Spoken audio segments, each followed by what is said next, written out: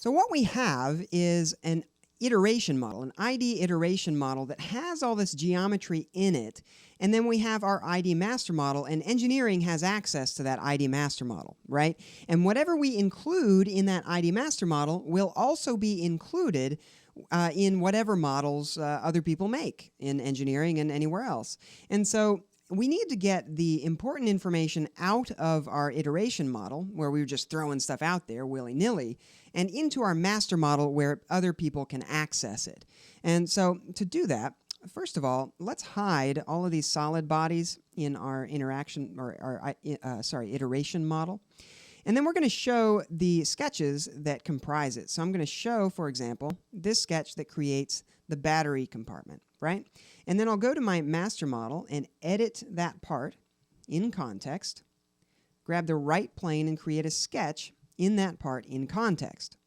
Now, to get this curve exactly, I can click on it, come up here to Convert Entities, and it's going to bring that in, and it's going to break a reference, just like we've done before. So it comes in as a blue line, so it can be changed, but it's in exactly the same position as the one in our iteration model. So that looks pretty good. But there is a slight issue. If I right-click this and fix that, and I right-click the other side and fix that point, it fully defines this. This curve is actually sort of a quasi-spline, and when you convert a conic into another sketch, you actually lose the ability to edit that conic. So ideally, we could just convert that in here, but in reality, we're going to have to recreate the spline. That is, if we want to be able to edit it later, and I would like that flexibility. So let's go up to our parabola tools. We'll grab our conic.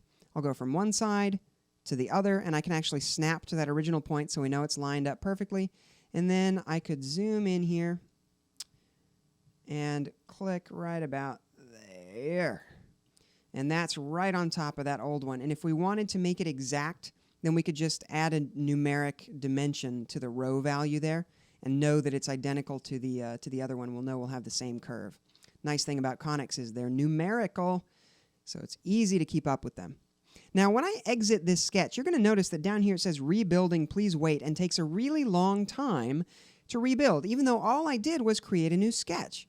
Well, the reason is because whenever I make a change to my master model, it has to go through and rebuild this entire iteration model as well, because I've changed the master model, and that is at the beginning of my iteration model.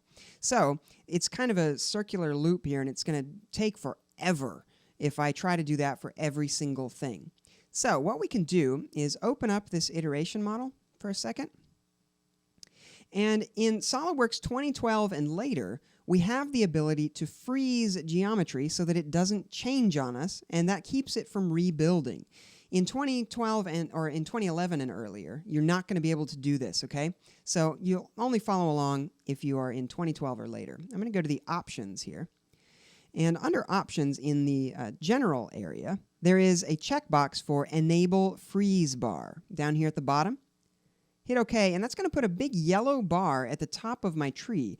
And what that allows me to do is drag this down and freeze all of these elements. It puts a little padlock next to them, and those are not going to change. I can't change them. And what's nice about that is when I go back here, and I put that back in the context of my assembly, now when I make changes to my master model, they're not going to update in my iteration model just because those are locked down. And then when I'm ready for them to update, I can go back there and drag that freeze bar back up to the top. Okay, so let's go ahead and make another quick conversion. Now that we've done that, I'm going to hide that initial sketch that we had just created and show the sketch for all of our buttons.